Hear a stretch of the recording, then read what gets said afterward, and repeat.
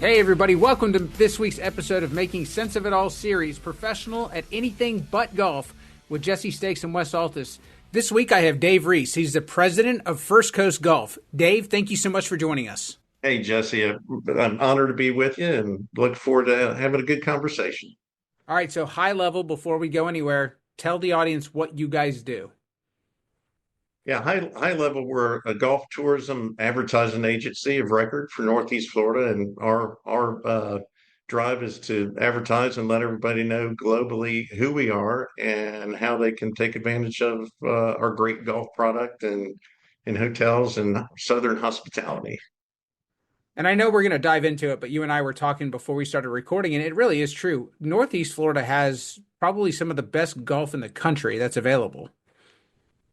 Yeah, we really do. Well, the state of Florida, I always kind of have this trivia fact in the back pocket. Florida has 1,250 golf courses, and we're rated number one in the country. But if Florida were a country, we would rank seventh in the world, right behind Australia.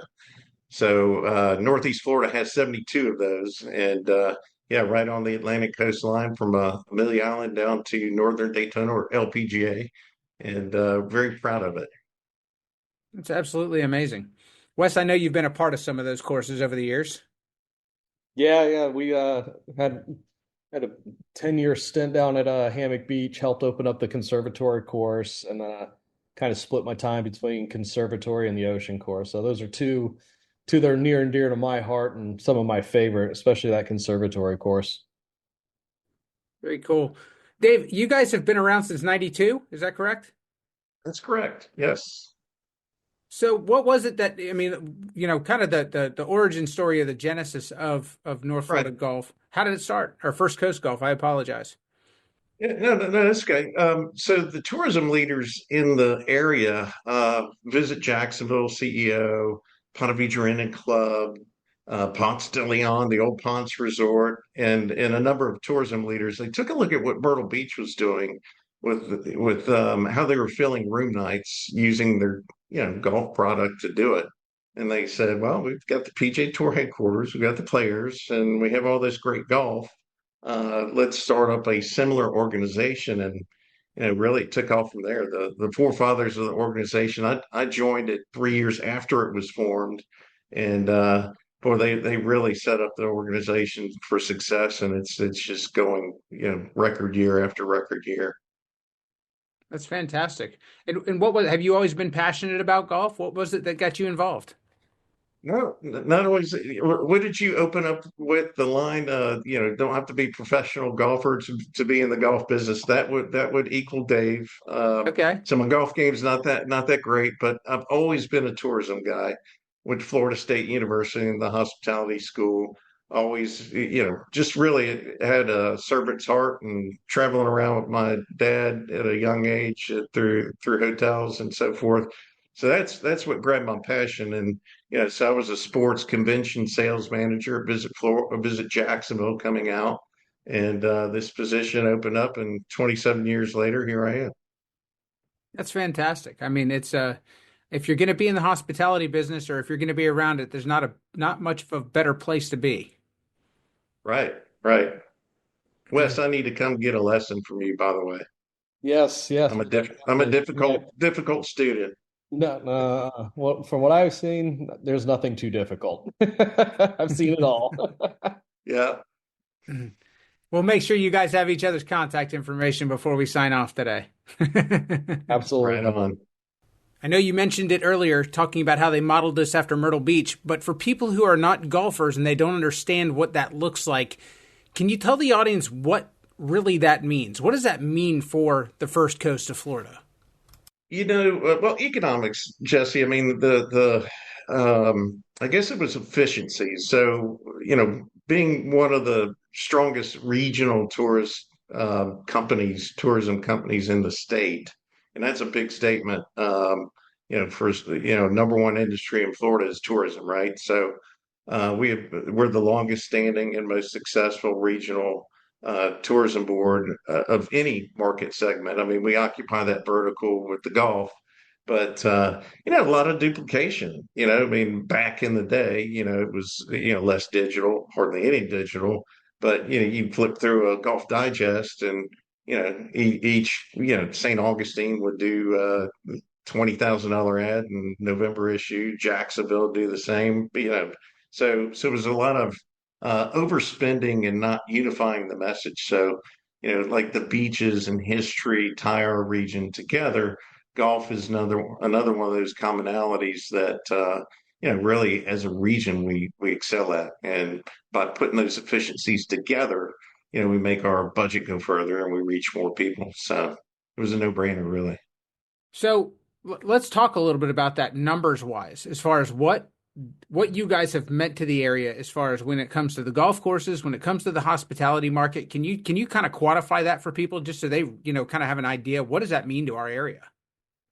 Yeah, and I won't do your traditional economic impact. By the Sure. way, it's $150 million, but those things aside, Just a small but number. really, yeah. So we get data from each golf course in the region, or the majority of them, on a monthly basis, and they tell us how many rounds are played, how many are tourists, and so we have a pretty good feel of you know what tourism means to our golf courses, and thus the hotels and so forth. So roughly 25%, 20 to 25% any given month are tourists on all of our golf courses. So that's a pretty strong number. I mean, 1 in 5, 1 in 4 of every golfer that tees off are from out of town. So that's a huge impact on not on our golf courses, but the intent of the organization to generate additional room nights for economic development. And that, of course, translates into you know Top Golf getting groups at night, but restaurants, bars, other attractions. And of late, and Wes can attest to this, by all the amateur golfers he's seeing at his facility. I mean, golf is it's cool. Everybody's doing it. It's the cool thing. So as that funnel has widened since 2020, it's not only your golf diehards coming in, playing golf once or twice every day that they're here. It's also the broader tourism market, to where they may pick up the club 1 time or 2 times during their 4 or 5 night vacation. Yeah, that's something that we've definitely seen much more of, and I'm starting to see more of my students come in who are beginners or just getting back into it. They're starting to do, buddy trips and stuff like that. So it's really good to see this whole industry starting to pick back up again, and having golf trips and buddies trips as part of it really just shows you how serious people are getting, even though they maybe took some time off, during COVID or pre-COVID, and then COVID kind of bumped us all back into an orbit again. I'll tell you, it's interesting, just because I've lived in the Northeast Florida area my whole life, and for as a whole, not just with golf, but just as a whole, we don't think about ourselves, I don't think, as a having a huge tourist industry. But golf really is one of those things in this market that is unique, and it does drive people to come here, whether it's the players or if it's just, the opportunity to play so many historic or very, challenging golf courses. You've got Amelia Island up north. You've got, like we talked about, you got Hammock Beach courses down in Palm Coast, all kinds of places that truly do attract real tourists to this area around the game of golf. Right, and you mentioned the players. I mean, Lee Smith, the PG Tour, Jay, to have that as its home for 50 years, getting ready to be 51. I mean, I always tell people that is the best 4 day sun-soaked global commercial for our region that anybody could ask for across any market segment. So, I mean, that is a huge deal for the area, and really shines a light on us for so many reasons. All right, I'm going to put you on the spot. Do you have a favorite golf course in the area? Man, I didn't see that question coming. So I will give you my standard answer, Jesse. Yes, I do, and it is the closest one to wherever I am Fair because we enough. have so many options. No, I'm really so I live in Jack's Beach, and when you live at the beach, you kind of we got to go cross the intercoast when it's You don't want to go so over the net. far. No, I mean, I, I love Wes's courses, that he came from. I mean, how are you going to beat, that ocean course on the ocean and so forth? But I'm just a regular guy. I mean, I'm happy with a club in my hand. I'm a very average golfer. I love my hometown Jack's Beach Golf Club. It's chill. It's got a good environment. A lot of clubs are kind of adapting to that widened funnel of the golfers. I mean, no longer, the staunch, rules kind of thing. You guys have that at Top Golf. Yards is another one of my favorites where it's Yeah. just a hip, cool environment. But I mean, Amelia River comes to mind too. That is an awesome track up there. Always in good condition, and I'm really proud of now that you bring that up, Jesse. I mean, we got a little over $200 million over the last 3 years that the golf courses have reinvested in themselves. I mean, King and Bear is another that just did a complete renovation. Oak Marsh up at Omni Amelia Island Resort is going to open up later this month or December.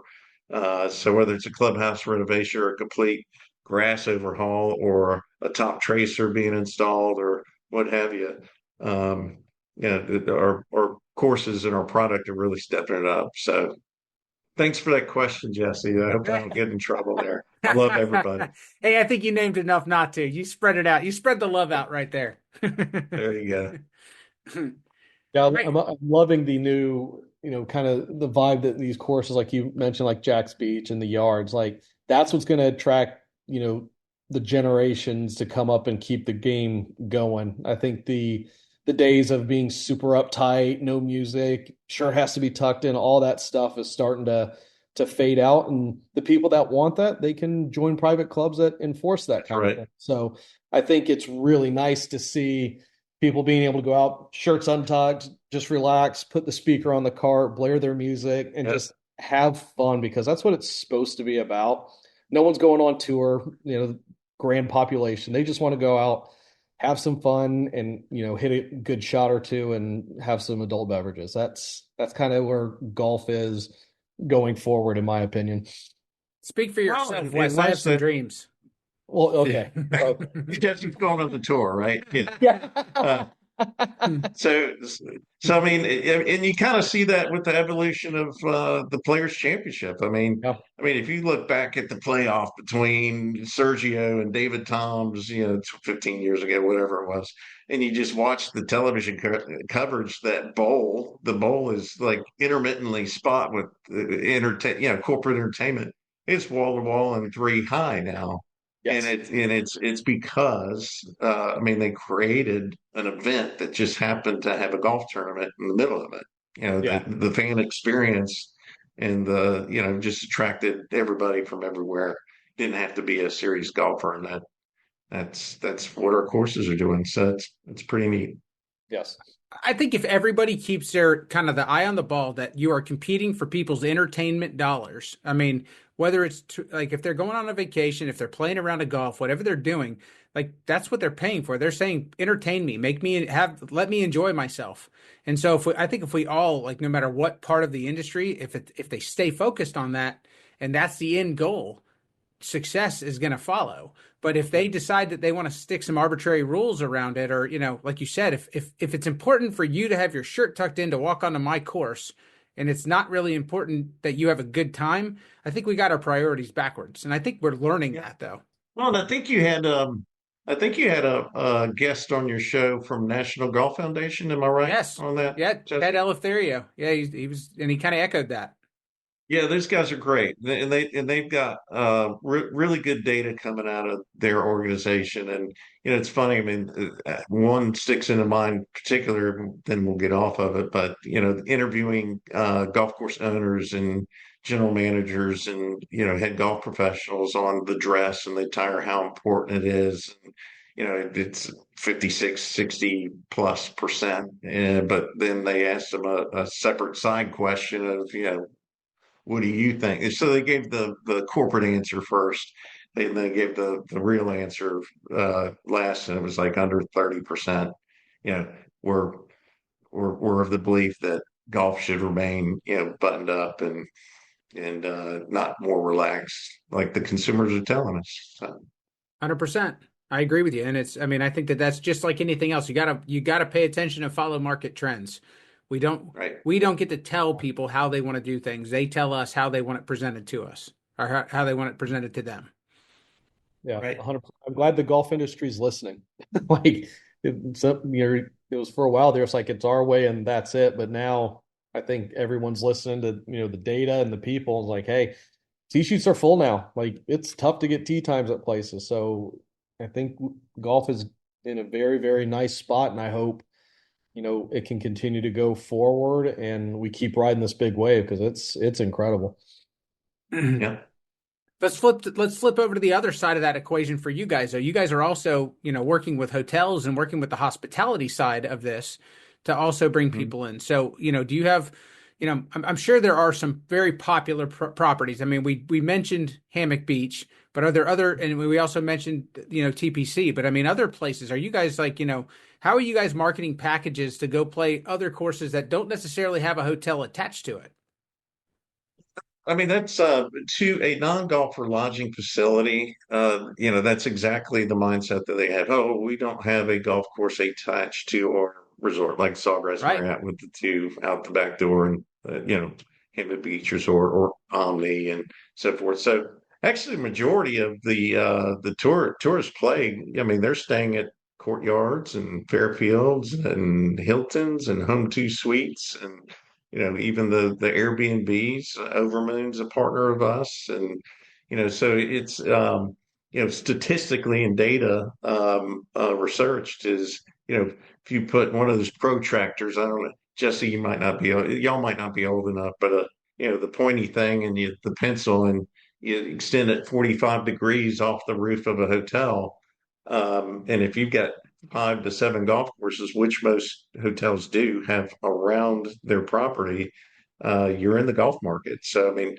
it's generally the threshold of, someone coming from out of town, stay in a property, um, and do a stay and play package. So that's the majority. The minority are those that will go to the demand that right out the back door bucket list course. I mean, you only got so many tee times at TPC Stadium and others like that. So I mean, it's a wide variety of hotels are part of our group. Dave, I may not look like it, but I have played with a protractor in math class many, many times. I know how to make a circle with it, and I know how to draw with it. I don't know what you're supposed to do with those things for actual, legitimate purposes, but I did make a bunch of childhood. Absolutely. It's the best way to make a circle. Yeah. That's right. Made a lot of suns and moons with those things. Yeah. I might have got a detention or two, but Future of this area, like future of tourism in the area. I mean, obviously, like you said earlier, it's growing. It has, COVID threw a lot of rocket fuel behind it, but we have really seen some sustained growth beyond that. yeah. Do you Yeah. see it continuing to grow? Yeah, I do, Jesse. I mean, I've got an embarrassing story. So, Veterans Day, I'm taking my wife and my son out to play King and Bear, to see how the new greens are rolling and everything. And I almost had to plug in my GPS because lots of unfamiliar Right. development around it. Yeah. I mean, it seems like wherever you go in Northeast Florida, I mean, it's the landscape's completely changed. But yeah, to the tourism product and so forth. Not maybe not many of your viewers know, but state of Florida did exceptionally well coming in out of COVID and kind of during COVID. So it was kind of a renaissance time for us where our tourism figures were better than Orlando's, Miami's, and Tampa. So Wow. we really, people, just venturing out, I'm going to Florida. I'm just going to put my toe in Florida, and a lot of people discovered us.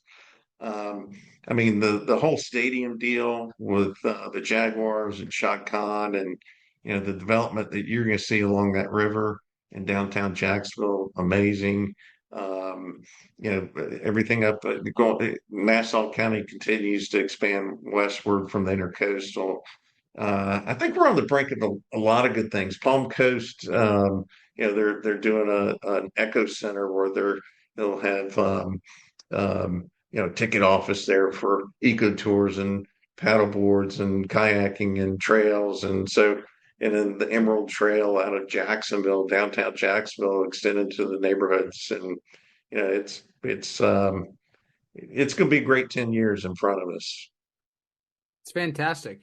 So, along with that, I guess my question would be, we haven't really seen any new golf courses built in Right. Jacksonville. We've seen one that I can think of over off of 210 in St. Johns County, but is there Yeah. anything that's planned as far as new courses or new developments around courses here in the next 10 years?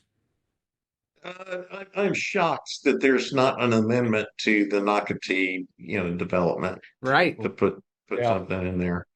Um, Short answer, Jesse, I don't know. I've not heard of Yeah. anything substantial. I have heard of something in the southern part of our region that I haven't been given a green light to talk about. But Fair yeah, enough. I have heard of one serious one that could be on the blocks Very cool. soon.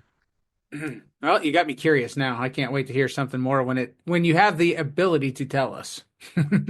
Sure. Is there anything that's really just kind of got you the most excited, or things that you think the thing that you think is going to drive people to this area more than anything? Yeah, well, I'll speak in my area, the growth of this company, and I report to a board of directors of some of the best minds in tourism in the region. So, all of our CVB, or I call them tourist boards, the Visit Jacksonville's, the Amelia CVBs, the Clay County Tourism, Palm Coast, and St. Augustine, all of them, have great people underneath them too that are constantly developing the product, excuse me.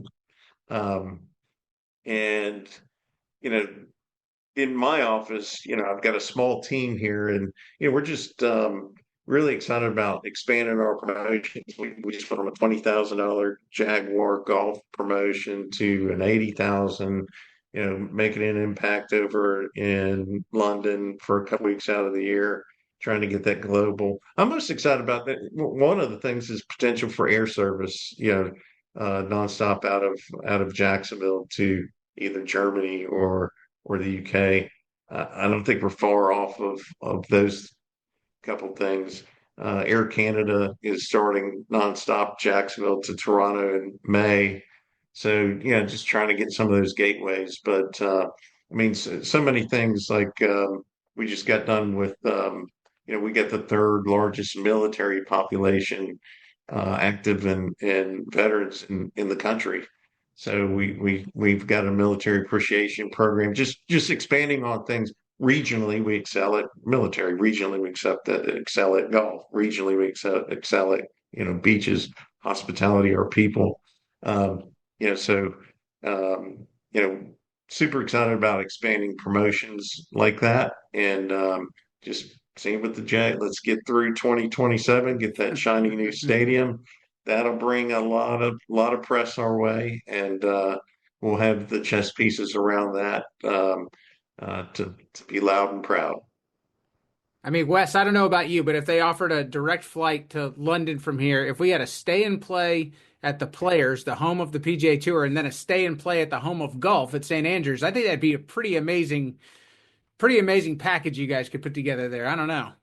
Yeah, Yeah, you can take my money now on that one. I'm in. yeah.